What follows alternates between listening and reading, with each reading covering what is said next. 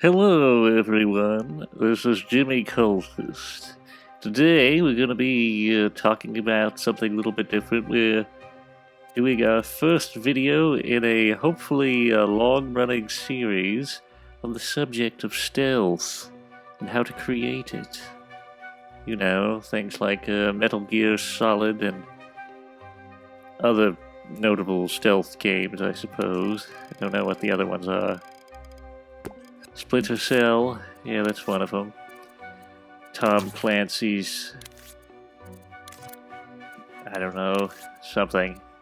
He made something to do with stealth.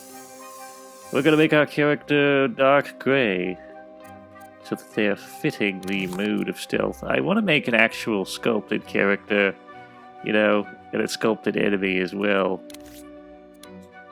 We are going to be covering the enemy today. That's the main subject, because a stealth enemy is a pretty basic aspect of the whole affair. But we'll need to get our puppet in shape before we do that. 25 acceleration and 25 deceleration. Speed of 4.0. Walkable slope. Angle. 45%. Label him friend. I don't know if he should collide with anything. He'll say he doesn't collide with unlabeled. If we have to change anything later, we will. Also turn off auto look and turn off motion sensor movement. That should be good. Now we're going to go ahead and dupe him out, and this is going to be our enemy. He's probably going to share similar movement settings. Difference being is he's red. Also, we're going to turn up his speed a notch. I think he should run faster than our protagonist. It kind of helps to have the enemies be more agile than you, so that actually getting caught is a detriment, you know? Kind of depends on what you're going for. If you want to be faster than your enemies, that's completely fine, I guess. If you're going for some kind of Assassin's Creed, I'm too fast for the enemy, I don't know, whatever you want to do in that regard. We are going to change his label, though. And he doesn't collide with enemies, or foes, as we're going to call it. And he is labeled foe. Now, before we do anything else, we're going to need to give the player something for the AI to follow. We're going to stamp out a microchip. And we're going to label it tags. That seems to be about right.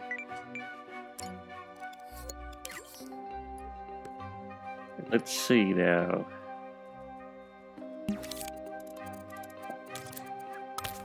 Take out the tag.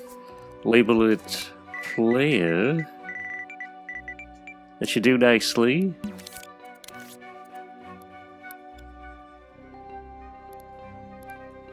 Put it right here. Turn Z down using grid snap.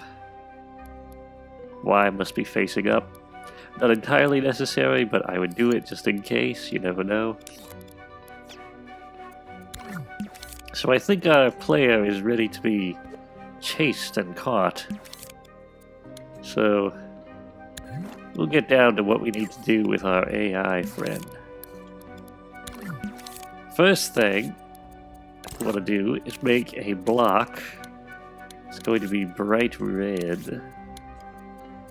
Grid snap, mirror, clipped mirror, stamp shape.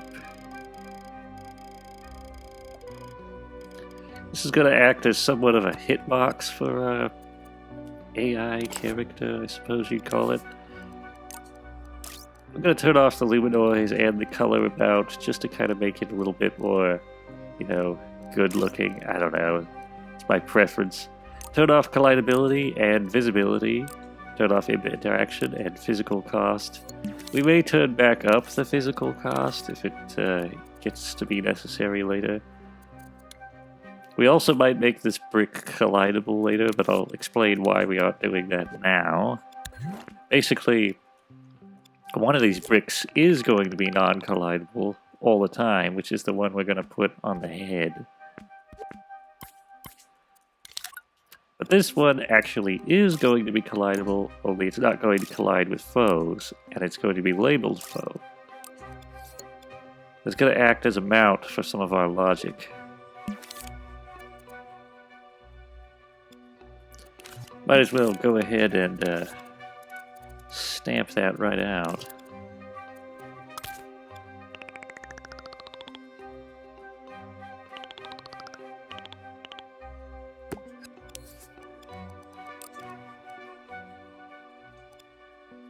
The head thing may not come in handy just yet. I'm thinking later if we have like a mechanic where the enemy looks around, that might be important.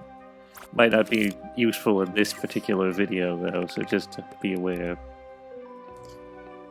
So I don't really know what we can call this chip. Maybe we can call it flag. That's my best guess.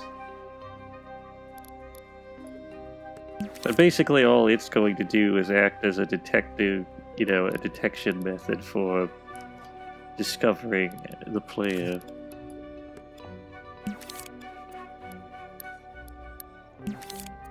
And now, we're going to put out a little chip here. Going to label it actions. Copy out another chip. Make it a flag. Maybe we can make it a different color. We'll call it detection.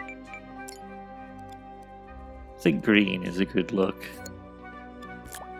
Then we'll make a third one. And we're going to call this Pathfinding. That should do nicely. Then we're going to take out a NOT gate and stick it in Pathfinding, and you may be wondering why we're doing that. I will explain. Stamp out a zone, set to detect label, cylindrical, and it detects friend. Basically what I want is when the enemy is close to you, all of his pathfinding guides turn off, and he just relies on his normal, you know, everyday pursuit mechanisms, which we haven't coded yet, or added, but you'll see. It'll all make sense. Alright. I do want to have just a little bit of a arena for our characters to interact in, so that we, you know, we get some idea of what they're capable of. And to demonstrate certain principles, shall we say. But this is going to be a wall. We'll label it scenery. That's generally what you label all inanimate objects. At least for me. It's my personal preference. Oh, and we might as well reduce the detail on these since we're not really going to be using them in any graphical sense.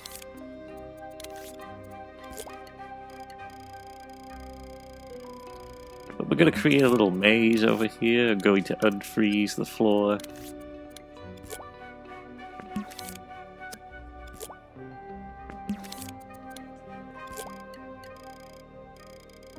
This is just going to act as a little thing to test out our AI, you know, and see how capable it is of navigating in these kind of areas. Alright. But in actions, I guess you could also call this movement. I don't know, depends. There's a little bit more to it than just that, but we're going to go ahead and take out a record possession chip. And we're going to record a little walk cycle here. Pretty basic. Just go around, around. Then press circle, press stop recording. And we're going to leave it on loop, keep changes. Let's test it out, make sure he walks around nice and smooth.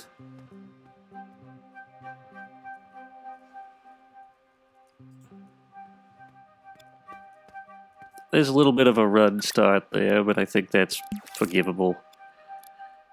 When it loops back around, he does sort of speed up a tiny bit, but I don't think that's a big deal. I think it's relatively minor. Anyway, we've got our movement now, so I guess you could call this patrol. That's not how you spell petrol. That's how you spell patrol.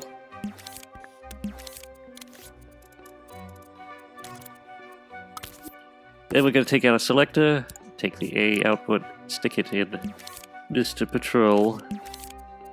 Then we're going to take out this little thing here, which we're going to call Alert. I suppose you could make it just about anything. Maybe this would be a good idea. That looks kind of alert. And we're going to take B and stick it in there. Like so. Now you may be wondering, well, how are we going to trigger his behavior? I'll get to that in just a bit. First, we're going to need 2 nodes. I'm going to alter their color just a little bit. Make them kind of a gray-blue. And I'm going to take out a little handy-dandy NOT gate, attach it to the power of both these. And I'm going to call this one F. And this one T. What does FT stand for? Follow and turn.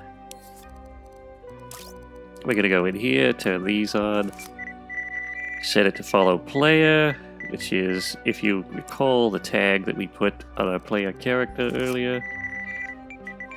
If you want to make an AI or, a puppet follow any kind of tag, all you gotta do is turn these on, set the distance of detection, set the inner radius, that's how close they'll get before this thing shuts off. I think I'll make it 1.3.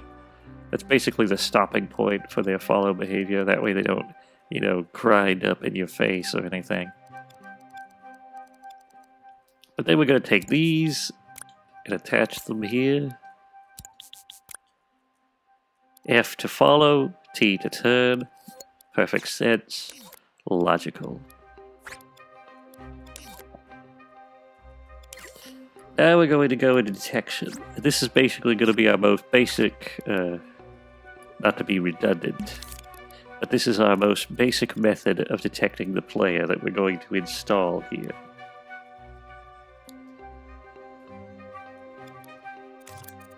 And we're going to be using laser scopes. And you may be wondering, why not a zone? Well, the problem is zones pass through walls. We don't want an enemy that will detect you through the wall. But basically, he's going to be detecting you from about the knees, I think? Yes, the knees is a good point. And you may be like, well, the knees? Why the knees? It's mainly to do with the fact that if your player is crouching and you put it too high up, he may not notice something blatantly walking in front of him, and that's a bit weird. In fact, you may even want to put it down here in case you have a prone ability in the game, where he crawls on his belly. But let's go ahead and set this detection range. I think I'll make it about here. That seems like the realistic distance at which someone would notice something. Probably even further, honestly, but, let's not be too harsh on the player. And we're going to go ahead and pull this down here and copy it.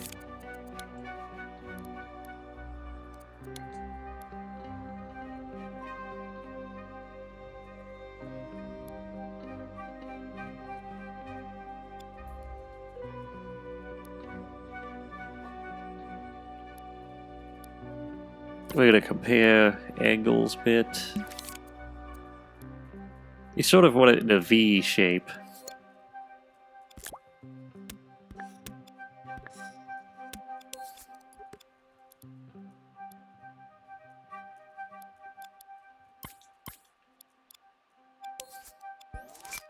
Oops. I'm just testing them to make sure they're all aligned relatively proper.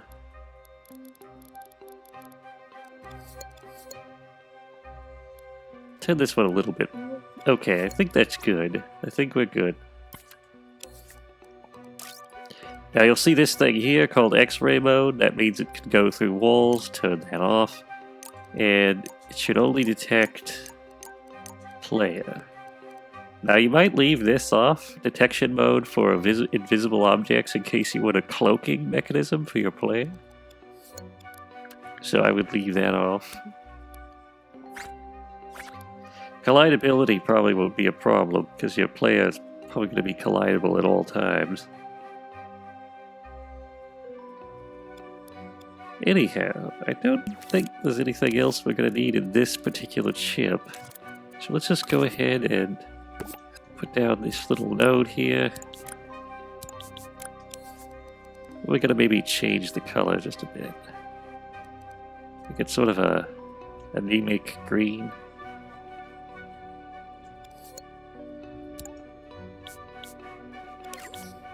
And we're going to put it in the B output of our little selector that we prepared earlier, which means that when he detects the player, his alert function will be active, and his patrol function will be off.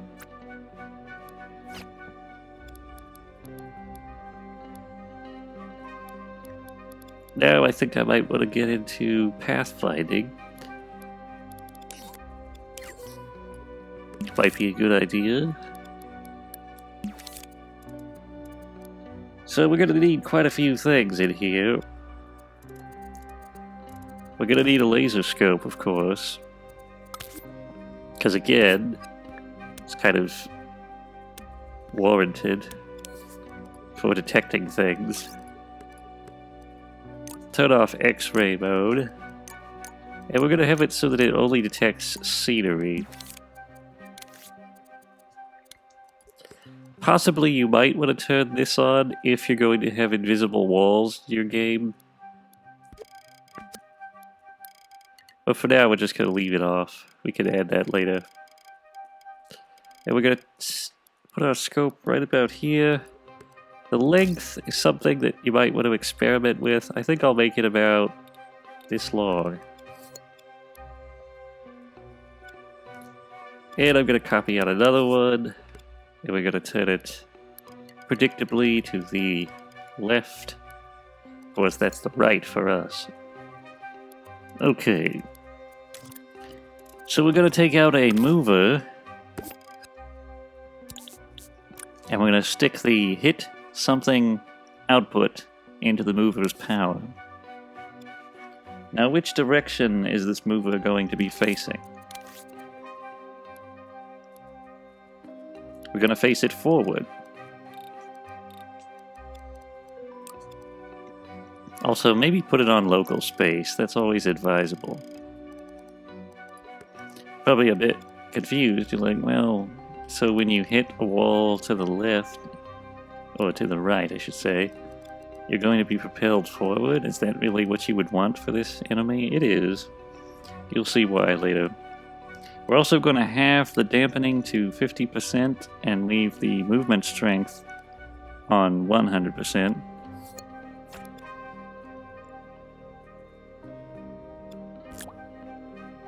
Oh, and we can actually just take this wire and stick it right in there again. That should do just fine. And we're going to copy out the laser scope. And we're going to turn it forward.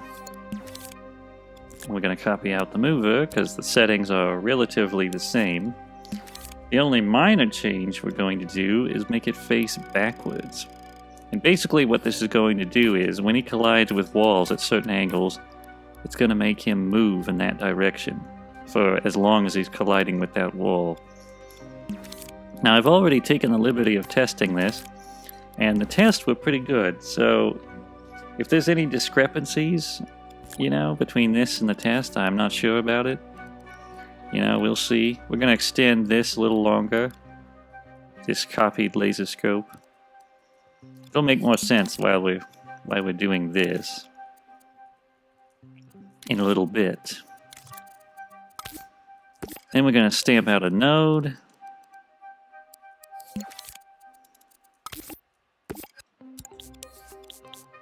Stick a NOT gate in the power. And take out a timeline. Set to play once. Open up the timeline. Put a switch on it. About this long should do. Stick it in the NOT gate. Take the hit something output. Stick it in the node. Oops, what was that? Don't know what that was, but it's over now. And we're going to stick a little keyframe on here. A keyframe which will turn off our ability to turn. That may seem oddly specific, but the tests have revealed that this is a good idea. Probably also wondering why we didn't turn off follow. It has to do with how he's going to behave when he actually starts moving. Oh, another thing, we're going to want a mover. This one's going to be set to 6.5, so it's going to be slightly faster than before.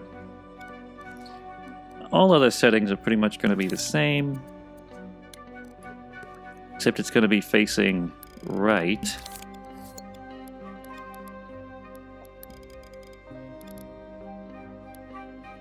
But yeah, this should work out kind of well, I think.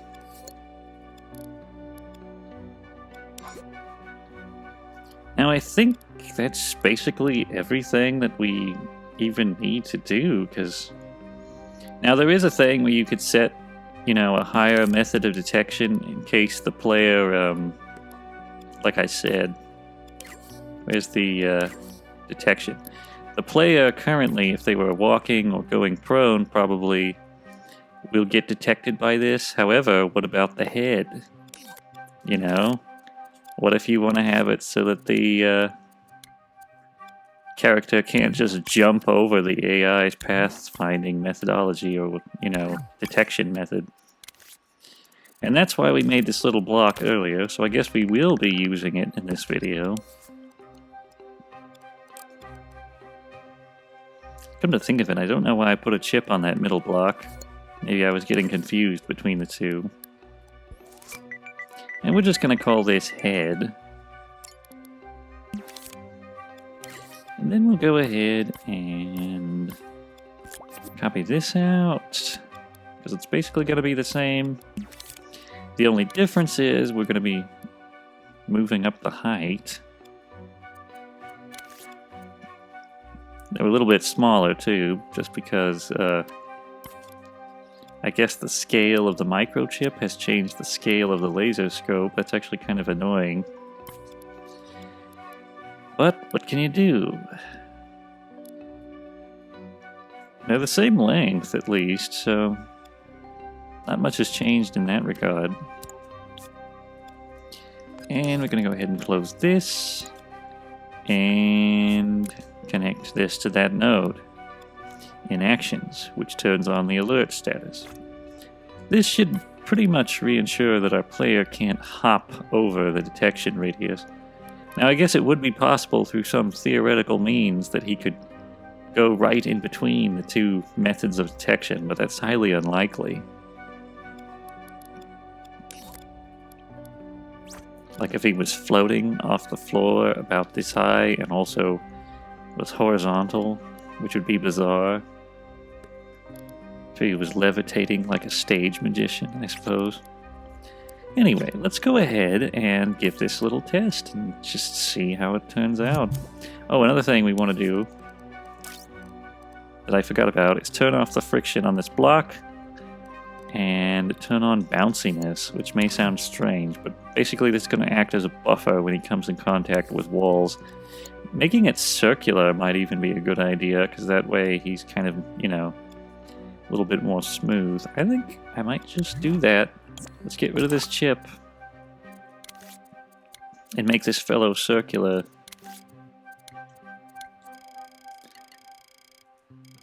I feel like he'd collide better with a circle. You'd be able to kind of go around the corners easier. Okay, I think that just about does it. Now we're going to go ahead and... oh, one thing you're going to want to do also. Since this fellow is an enemy, he should be non-possessable. At least in the context of gameplay. If you want to go back and turn him back to possessable later for testing purposes, that's fine, but, you know, we're going to want to only be able to possess the player. Now he sees us, he's going to chase us. And he's not too bad at handling corners. Here he might get a little bit jammed up, but let's give him some time. There's going to be limitations to AI all the time. I'd still say, though, that this system is fairly robust for, you know, pathfinding in Dreams, I would say. Could be that we just don't have enough, what do you call it?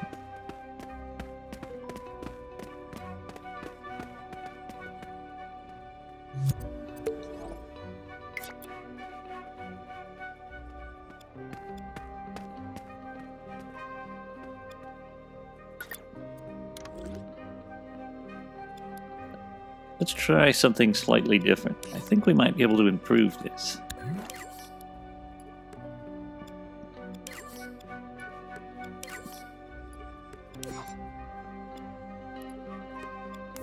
We're going to shut off both of these and see how that turns out.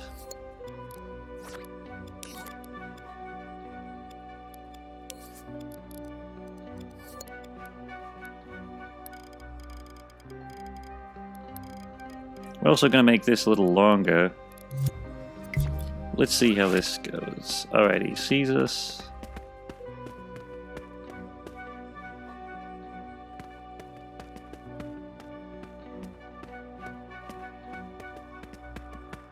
It's funny, this worked much better in the tests. He was actually able to get out of these kind of positions.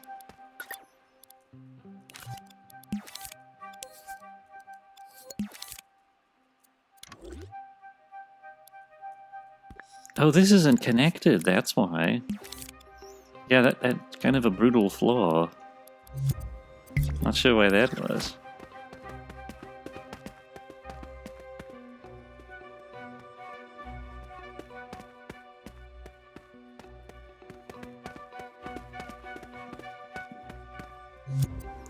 Well, now I feel that perhaps we overdid it with this. The amount of time that he's active. Turn the mover down a bit. By the way, I might want to demonstrate real quick how he cannot see through walls. As you can see, he passes, but he doesn't notice us.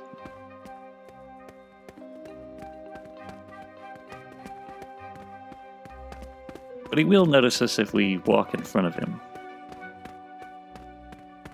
And now we're kind of getting a better pathfinding system from him too. We're going to try to jam him up a little bit, see what he can take. Look at that.